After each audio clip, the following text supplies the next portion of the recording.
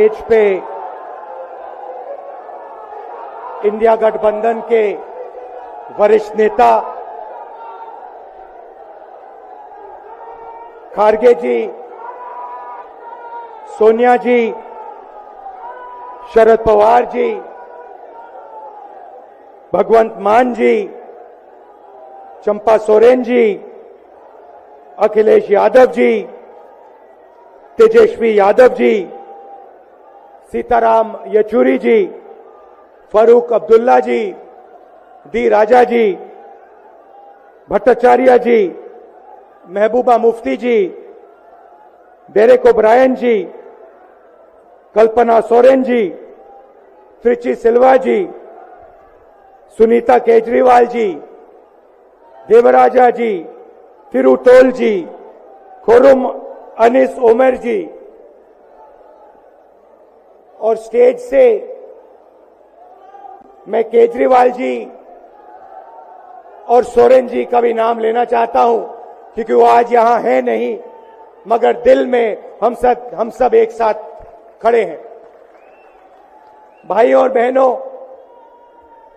India गठबंधन के कार्यकर्ताओं, आप सबका यहां बहुत बहुत स्वागत, नमस्कार।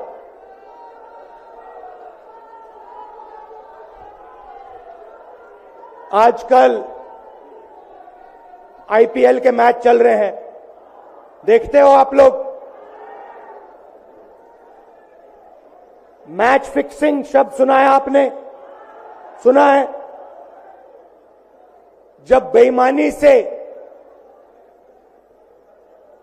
एम्पायर पर दबाव डालकर प्लेयर को खरीदकर कैप्टन को डराकर मैच जीता जाता है। क्रिकेट में उसको मैच फिक्सिंग कहा जाता है। हमारे सामने लोकसभा का चुनाव है। अंपायर किसने चुने? नरेंद्र मोदी ने।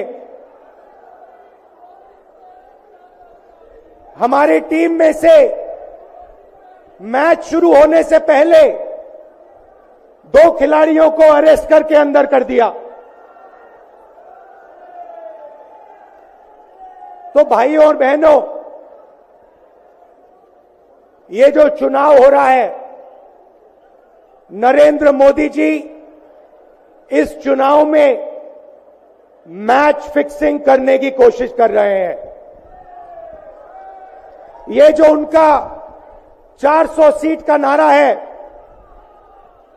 ये बिना ईवीएम के,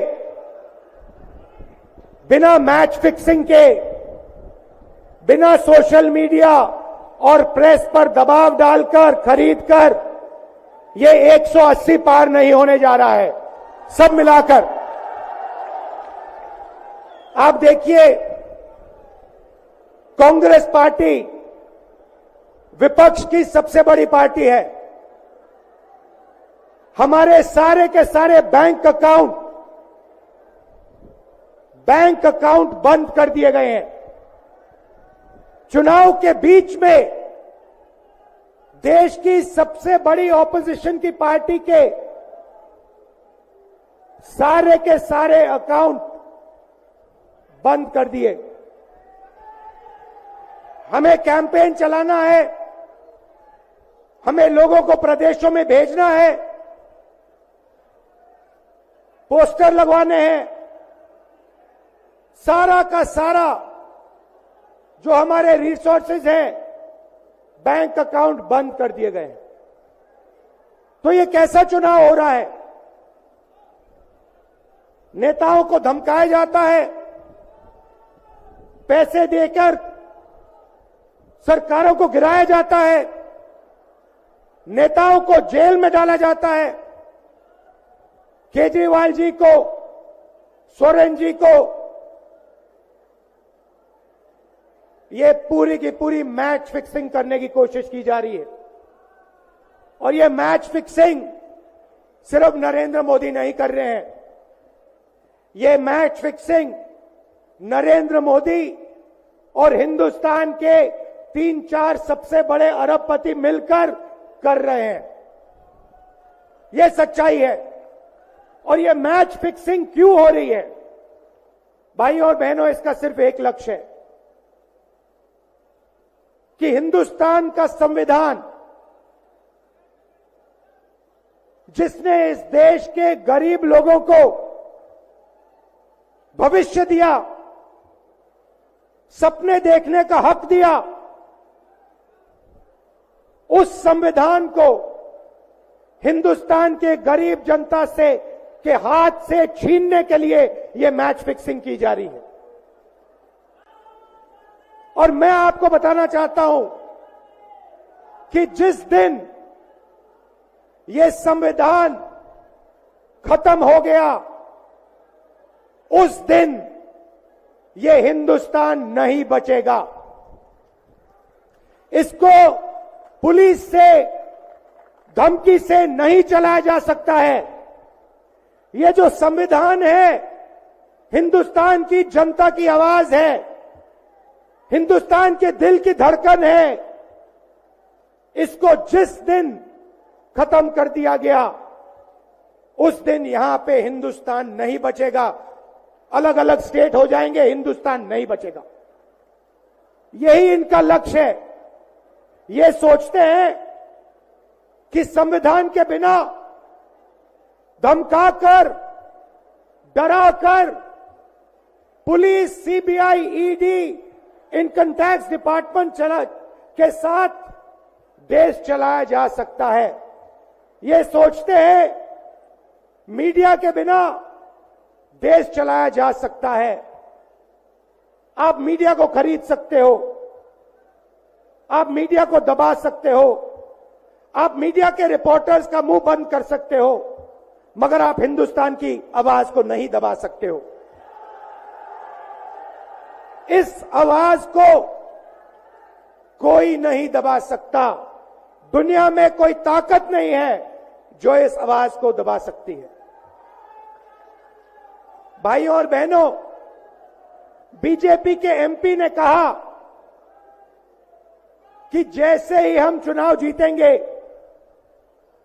मैच फिक्स करके 400 सीटें जीतेंगे, वैसे ही हम संविधान को बदल देंगे, संविधान को रद्द कर देंगे। ये ऐसे ही नहीं बोला गया। ये टेस्ट करने के लिए, आइडिया टेस्ट करने के लिए बीजेपी के एमपी ने बोला है। ये लड़ाई संविधान को बचाने की लड़ाई है। जैसे अखिलेश जी ने कहा, संविधान चला जाएगा, गरीबों के हक चले जाएंगे, आरक्षण चला जाएगा, और जो आपका धन है, गरीबों का धन है, किसानों का धन है, मजदूरों का धन है, वो 5-6 लोगों के हाथ में चला जाएगा। नोटबंदी की, जीएसटी लागू किया। मुझे बताइए, जीएसटी से, नोटबंदी से किस गरीब व्यक्ति को फायदा हुआ? किस छोटे दुकानदार को फायदा हुआ?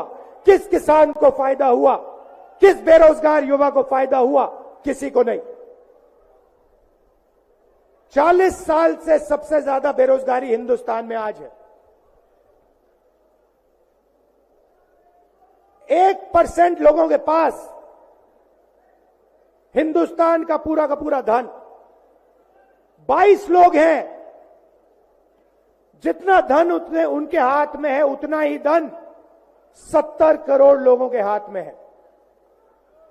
ये संविधान को क्यों मिटाना चाहते हैं? क्योंकि आपका धन जो है आपसे छीनना चाहते हैं। मैंने जाति जनगणना की बात की, किसानों के एमएसपी की बात की, युवाओं को रोजगार देने की बात की। यही देश के सामने सबसे बड़े मुद्दे हैं। मगर एक बात याद रखिए, अगर आप लोगों ने पूरे दम से वोट नहीं दिया तो इनकी मैच फिक्सिंग कामयाब हो जाएगी। ये आप भूलिए मत। और जिस दिन मैच फिक्सिंग कामयाब हो गई, उस दिन आपका संविधान, हमारा संविधान खत्म हो जाएगा। जिस दिन संविधान खत्म हो गया, उस दिन हिंदुस्तान के दिल पर एक बहुत बड़ी चोट लगेगी। तो ये जो चुनाव है, ये चुनाव कोई मामूली चुनाव नहीं है।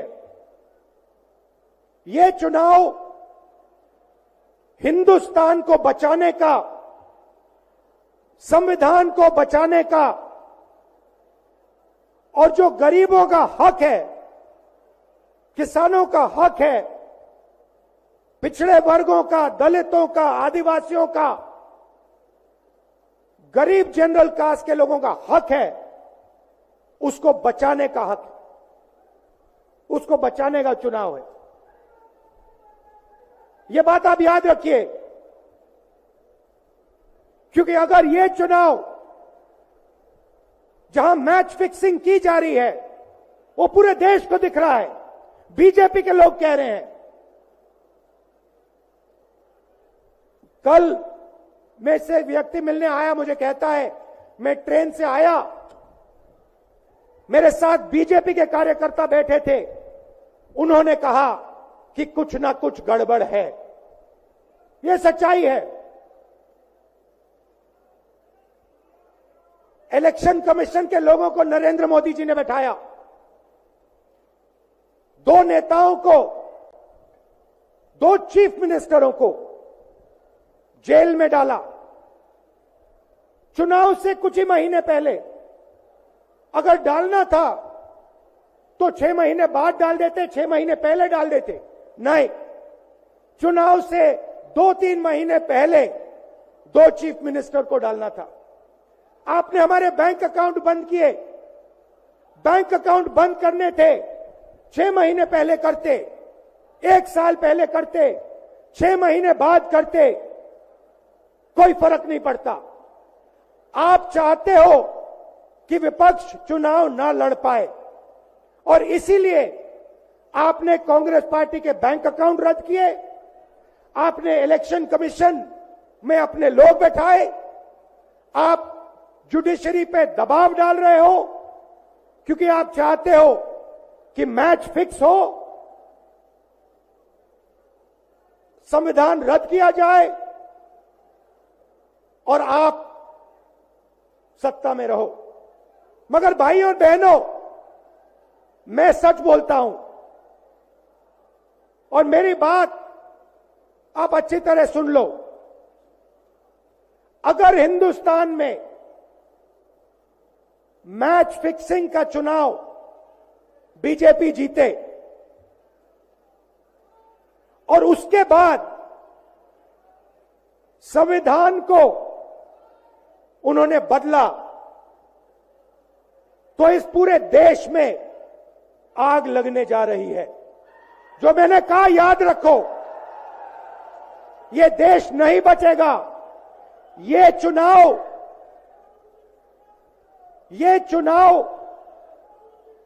वोट वाला चुनाव नहीं है। ये चुनाव हिंदुस्तान को बचाने वाला चुनाव है, संविधान की रक्षा वाला चुनाव है। धन्यवाद। जय हिंद।